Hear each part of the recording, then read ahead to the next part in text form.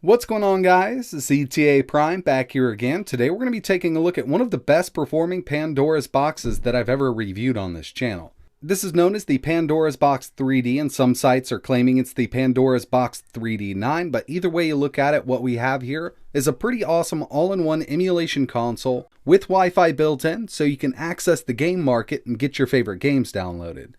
I have reviewed several Pandoras boxes on my channel, and a lot of them are using the Amlogic S912 CPU, and I'm not a big fan of that. I've already tested this out a little bit, and I can tell you right now that it is not running the S912 because it runs a lot better than those boxes do. So if you do pick one of these up, you're obviously going to receive the box itself. You'll also get the power supply, 12 volt, 3 amp, HDMI, VGA, USB male to male because this will work as a game controller for your PC or Android device, and you'll also receive a couple extra buttons just in case you need to replace any. Around back here we have a power switch, 2 USB 2.0 ports, a menu button, volume control, 3.5mm audio jack in case you want to do audio out of that, VGA output, full-size HDMI, and your power input. Whenever I do a review on these boxes, I like taking them apart and just seeing what's inside here. We'll also get to the CPU and RAM in just a second, but this one's set up a lot different from any other Pandoras box that I've seen so far. Usually everything's mounted in the bottom of the case, but this is all mounted in the upper half. This actually has some decent Sanwa clone sticks in it. We have a single speaker, our LED controller board, and you can swap out these buttons very easily, or the sticks if you ever wanted to upgrade to something more expensive. But the thing I'm most concerned about is the main board here. It's marked GB3000 Wi-Fi. Everything looks pretty similar to other Pandoras boxes that I've reviewed, except for the Wi-Fi extension here. Like I mentioned, this does have a game market built in, so you can download your favorite Dreamcast, PlayStation, PSP, or arcade games. I went ahead and pulled the heatsink off just to see what we have here, and it looks like the Amlogic S812.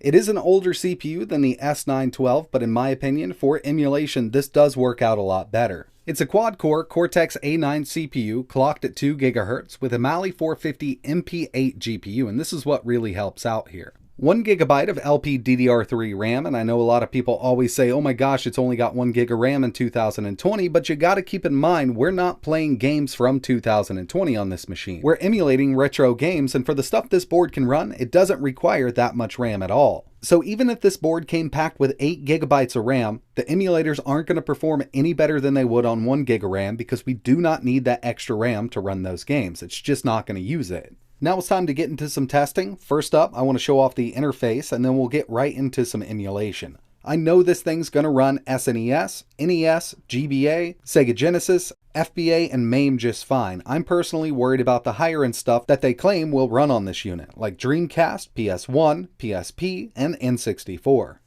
Alright, so here we are at the main interface. Up at the very top, we can go to All Games, Category, Recent, or we could even search for a game we want to play. I'm going to go to Category. Right here we have PSP, PlayStation 1, N64, Famicom, SNES, Game Boy Advance, Game Boy Color, Mega Drive. Now they definitely need to go ahead and change this logo. That's an Xbox logo, but this is Mega Drive or Sega Genesis. PC Engine, Dreamcast, FBA, and MAME. So there's a ton of games on here. To tell you the truth, I'm not sure how many there are. There's over 3,000. That's just way too many games for me anyway. I'm only going to play a select few of them. Now, if I press the button on the back of the console itself, there's a menu button. It'll bring us into the settings. At the very top, we have key settings, coin settings. We can set it to free play, or you have to enter coins. Exit mode, start and coin. Auto exit, select mode. Image optimization, disabled. HD. Now I really hate the way HD looks because it smooths everything out, but for the older stuff we do have a scanline filter that we can add.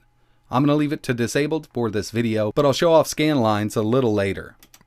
Language, enter game settings. From here we can edit the difficulty in life, and I'm not sure if this works for every game, but I know it will work with FBA and MAME.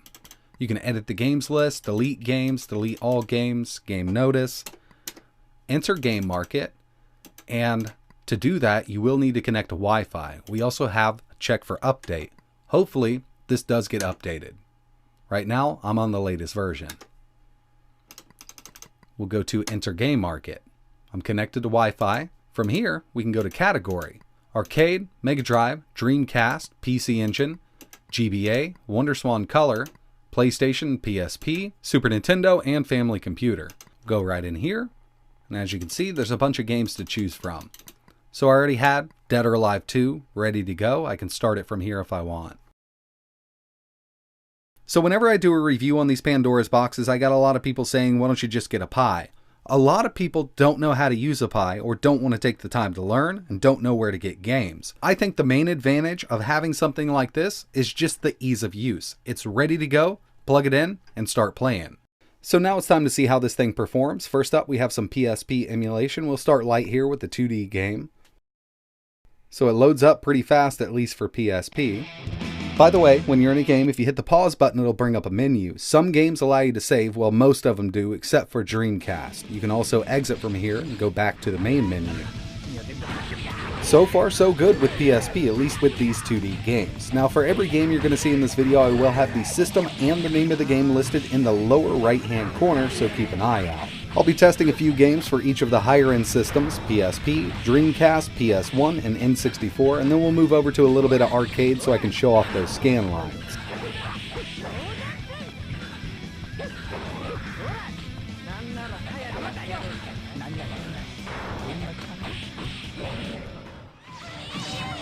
Soul Calibur Broken Destiny is running great here. I haven't noticed any lag, and I'm pretty sure they have this set to 2x resolution. I'm pretty sure they're using the SSPP emulator. Unfortunately, I can't get into any settings, even connecting a keyboard. But this is running some type of modified Android system, so I'm pretty sure that's the emulator used for PSP.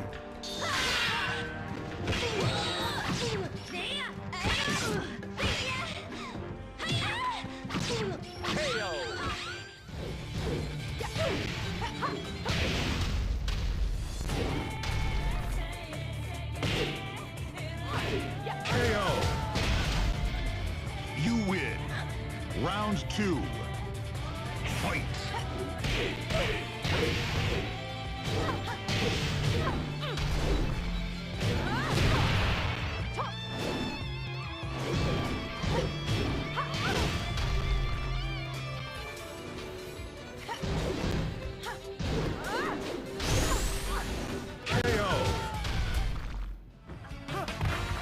Seeing how this box handled PSP, I'm pretty sure we'll be able to do every PS1 game at full speed. This is Street Fighter EX Plus Alpha, and it's running great.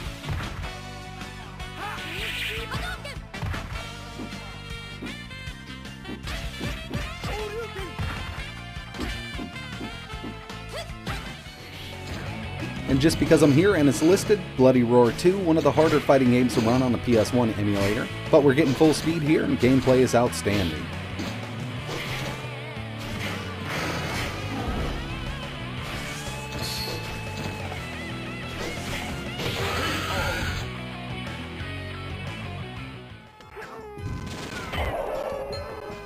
As for N64 emulation, a lot of the games are going to run at full speed, but I'm sure you'll run into some that struggle, like Conker's Bad Fur Day and even 007 GoldenEye. Those are just harder to emulate on these lower end ARM chips. But either way I look at it, I'm not a big fan of using this arcade stick with N64 games, so this isn't something I'm really worried about.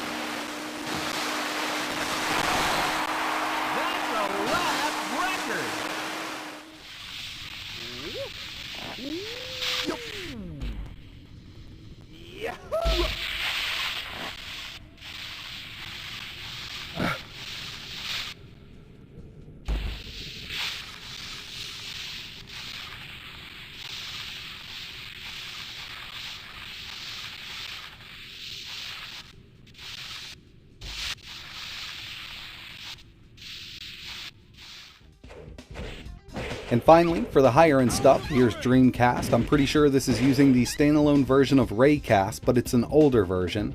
We have Virtua Fighter 3 here, and performance isn't bad, but there is some weird shading bugs going on. You'll see some of these games are a little darker and then they'll lighten up, and this did happen with older versions of Raycast, so that's what leads me to believe they're using that emulator here.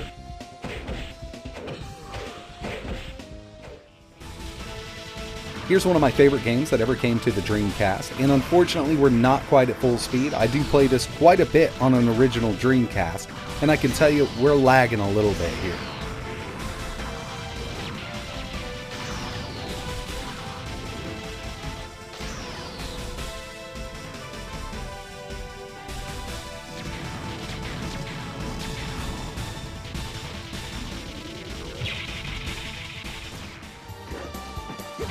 Here's Dead or Alive 2. This one is a bit harder to emulate using Raycast or even the Redream emulator. And here we're running into that weird shader or shadow bug. Everything's just darkened out.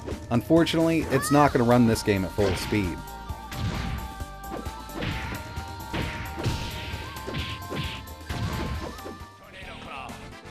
And finally, we have Marvel vs. Capcom 2, and to tell you the truth, I'm pretty impressed with the performance here, given that this is a Pandoras Box. Now, I don't think we're getting constant 60 FPS here. This might be dropping down to around 55, but it feels pretty decent. But again, because this is using an older version of Raycast, we do get that bug where there's lines through some of the characters.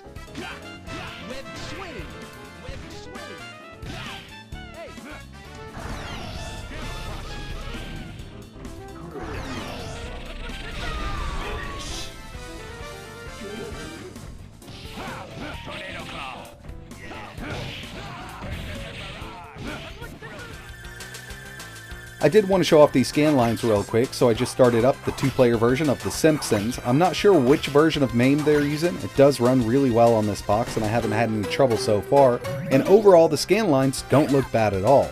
By the way, both players do work. As long as the game is 2-player, you can play it with a buddy.